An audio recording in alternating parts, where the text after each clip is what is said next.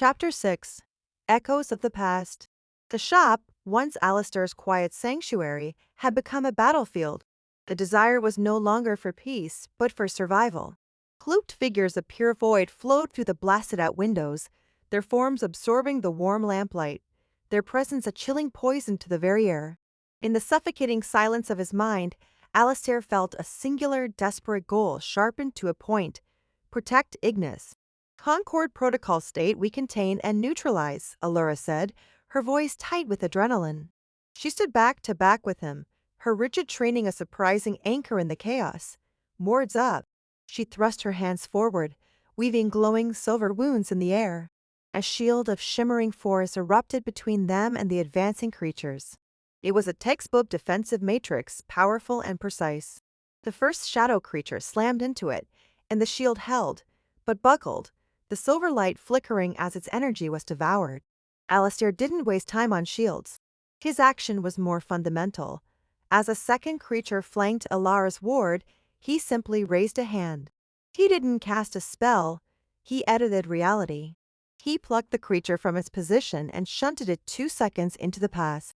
It reappeared outside the broken window, its attack erased, its momentum stolen, momentarily confused before it began its advance again. It was a temporary, exhausting solution. Containment won't work, he snapped, the exertion already making his breath mist in the cold. They aren't here to fight, they're here to take something. From the darkness of the doorway, the leader stepped forward. The ambient void around him was so profound that it seemed to bend the light, making his form ripple and distort. He wore the robes of an arch-McGee, but they were tattered and stained, as if they'd been rotting for a century. He lowered his hood. The face was a ruin. One side was handsome, familiar, with a cruel twist to the lips that Alistair remembered with a pang of guilt. The other side was a horror of scarred flesh and pulsating shadow, with an eye that was a swirling vortex of black energy. "Hello, Alistair," the shadow collector rasped, his voice a duet of resonant flesh and whispering void. Alistair stared, his blood turning to ice. The obstacle was not just an enemy, it was his greatest failure, given form and granted a voice. "Kaelin," he breathed, the name like a curse on his tongue. You died in the cataclysm." "Deed?" Kaelin laughed, a dry, rattling sound. "Death would have been a mercy. When your grand spell shattered the loom of moments, I didn't die. I fell through the cracks, spent a century in the nothingness between seconds, Alistair. While you were hiding in your cozy prison, I was learning its language." He gestured with a withered hand. "These are my words, and I have come to collect the payment for my suffering." His void black eye fixed on the fake lock. "You built your prison on a nexus of creation. You hoarded 3 primordial sparks. I require only 1 to undo the damage you did to me. Give me Ignis, and I will let this city stand." The turning point was a blade of memory, sharp and brutal. This was not a random attack. This was a reckoning. Kaelin, his brilliant, reckless former colleague, whom he had believed a casualty of his own hubris, was here for revenge. "Never," Alistair snarled, the guilt of 100 years transmuting into cold fury. The fight began in earnest. Allura, realizing shields were only delaying the inevitable, switched tactics. She launched bolts of pure, condensed force, disciplined attacks that struck the shadow creature's dead center. They hissed and dissolved, but 2 more would flow in to replace them. It was a battle of attrition they could not win. As Colin himself began to advance, the very air around him warping, a desperate incandescent pulse erupted from the fecklog. Farman, a torrent of raw, unrestrained fire, pure creation energy, blasted across the shop and slammed into 2 of the shadow creatures, incinerating them instantly. The fire was not red or orange, but a brilliant, searing white. It was Ignis, lashing out with everything it had. Inside the clock, his faint, flickering light dimmed dangerously. "We aid, custodian," Tara's voice rumbled through the floorboards. The ancient wood of the shop groaned as thick, gnarled roots and vines erupted from the floor, ensnaring the legs of the advancing creatures, holding them fast. The grounding power of the present fought against the encroaching void. "See their truth," Umbra whispered, and a wave of disorienting shadow, a different kind of darkness, washed over the attackers. They faltered, swatting at phantoms, recoiling from illusions of their own forgotten fears. The direct intervention of the Fae bought them a precious few seconds, but it was a move of desperation. Kaelan merely sneered, "Your pits are weak, Alistair. They are barely embers." He raised a hand, and the tendril of pure void shot past Alistair's defenses, striking the clock face. The ancient wood hissed, splintering, a dark, dead spot appearing on its surface. Inside, Ignis's light flickered violently, and a feeling of unimaginable pain shot through Alistair's mind. They were losing. He was failing his duty. Again, this was the final obstacle.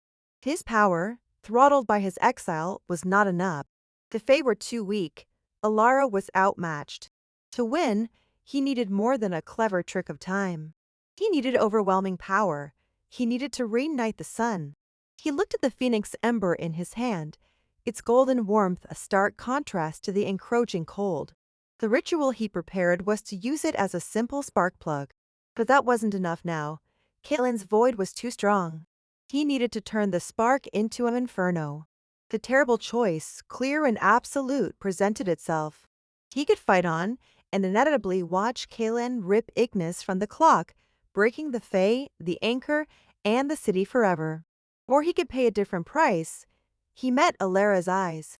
She was breathing hard, her warding attacks growing weaker, but her expression was one of defiant resolve. For the first time, he wasn't alone.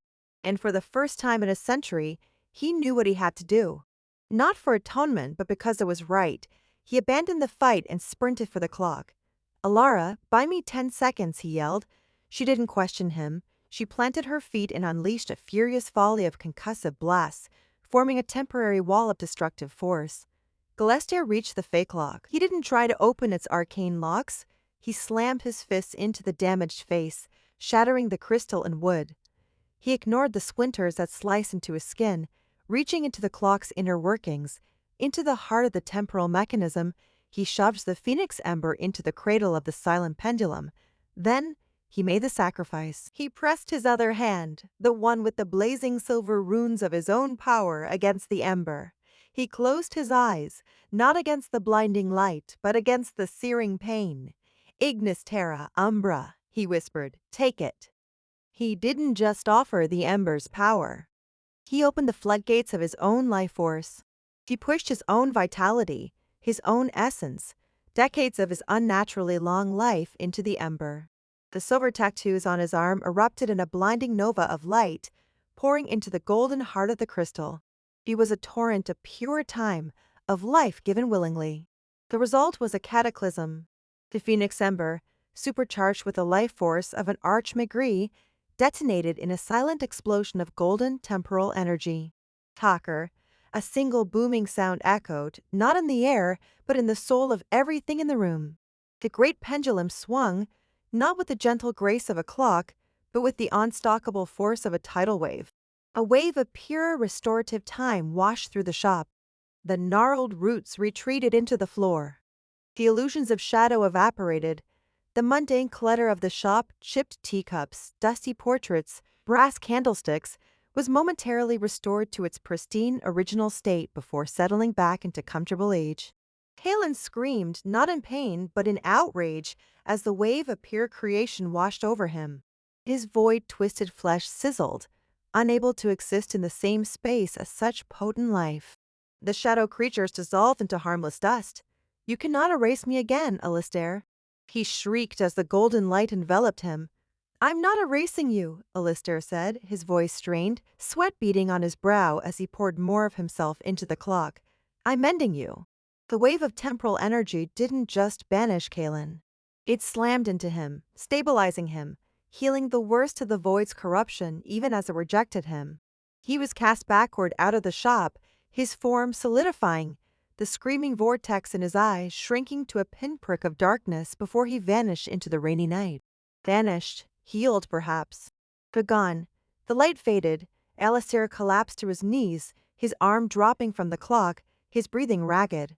The silver tattoos on his skin were now faint, ghost-like echoes of what they had been. He felt diminished. 100 years of his life burned away in 10 seconds. But in the quiet aftermath, a new sound filled the room. A sound he had been yearning to hear. Tick, tock, tick, tock, steady, strong, resonant, the rhythm of a healthy heart. The Fey clock was alive. Alara rushed to his side, her face a mixture of terror and awe. Alistair, are you? He looked up at her, a weary, genuine smile touching his lips for the first time. The threads of silver in his dark hair were more pronounced now, his ancient eyes holding a new, profound exhaustion. He had paid a terrible price, but the silence in his mind was gone.